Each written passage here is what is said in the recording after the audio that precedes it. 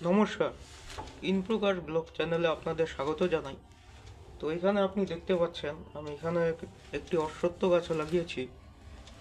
আজকে আমি অশ্বত্থ গাছের ব্যাপারে কিছু আপনাদের বলবো, অর্থাৎ অশ্বত্থ গাছের কি কি উপকারিতা তা বিষয়ে আমি আপনাদের সাথে আলোচনা করতে চাই।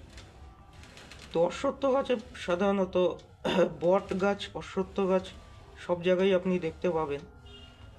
বনে জঙ্গলে, পাহাড়ে, রাস্তাঘাটে, কখনো কখনো বাড়ির চারপাশে, বাড়ির ভাঙা বাড়ির দেওয়াল, পাঁচিল ইত্যাদিতে আপনি এই বট অশ্বত্থের চারা গজিয়ে উঠতে দেখতে পারবেন। এবং এই বট গাছের বা অশ্বত্থ গাছের যে উপকারিতাগুলো আছে সেটি অবশ্যই আমি বলবো আপনাদের। প্রথম পয়েন্ট হলো, অশ্বত্থ গাছ হচ্ছে প্রচুর পরিমাণে অক্সিজেন প্রদান করে। যে সমস্ত এলাকায় অক্সিজেনের ঘাটতি থাকে সেই সমস্ত এলাকায় এই অশ্বত্থ গাছ লাগিয়ে দিলে অক্সিজেনের পরিমাণ অনেক দ্রুত গুণে বেড়ে যায়।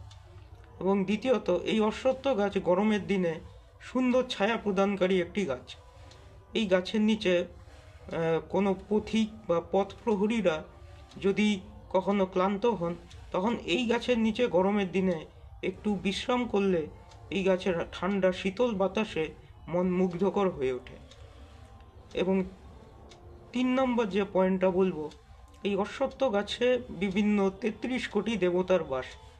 এবং দীপাবলির সময়, সন্ধ্যার সময় এই অশ্বত্থ গাছে কুবের দেবের বাস হয়।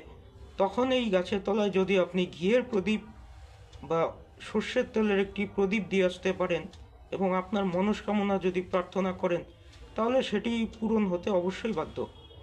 এবং এই অশ্বত্থ গাছের শোনা যায় ভূত বাস করে, কিন্তু এটি পুরোপুরি ভুল। যে ভূত বাস করে সে ভূতগুলো কোনো অপকারী ভূত নয়, সেগুলো উপকারী ভূত। এই অশ্বত্থ গাছের বিভিন্ন শক্তি আছে। পুরাণ অনুসারে শ্রীকৃষ্ণ বলেছেন, গাছের মধ্যে আমি অশ্বত্থ গাছ। অর্থাৎ সব গাছেদের মধ্যে শ্রেষ্ঠ গাছকেই শ্রীকৃষ্ণ অশ্বত্থ গাছকেই সব থেকে শ্রেষ্ঠ গাছ রূপে তিনি অভিহিত করেছেন।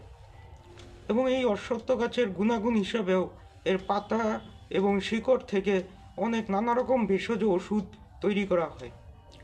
তো আজকের ভিডিওতে আমি এতটুকুই অশ্বত্থ গাছের ব্যাপারে বললাম। এবং আপনাদের ফাইনালি বলতে চাই যে অশ্বত্থ গাছ যেখানেই আপনি চারা দেখবেন, সেখানে কেউ যদি কেটে ফেলে, তার আগে আপনি সেই চারাটিকে তুলে আনুন। তুলে এনে আপনার বাড়ির পাশে কিংবা ফাঁকা মাঠে বা কোনো বন জঙ্গলের ফাঁকা প্রান্তরে আপনি সেটিকে লাগাতে পারেন, যাতে সেই গাছটি বড় হয়ে পরবর্তীতে সুন্দর অক্সিজেন প্রদান করতে পারে। যদি আমার এই ভিডিওটি আপনাদের কাছে ভালো লেগে থাকে, তাহলে আমার চ্যানেলটিকে সাবস্ক্রাইব করুন এবং আমার ভিডিওটিকে লাইক করুন।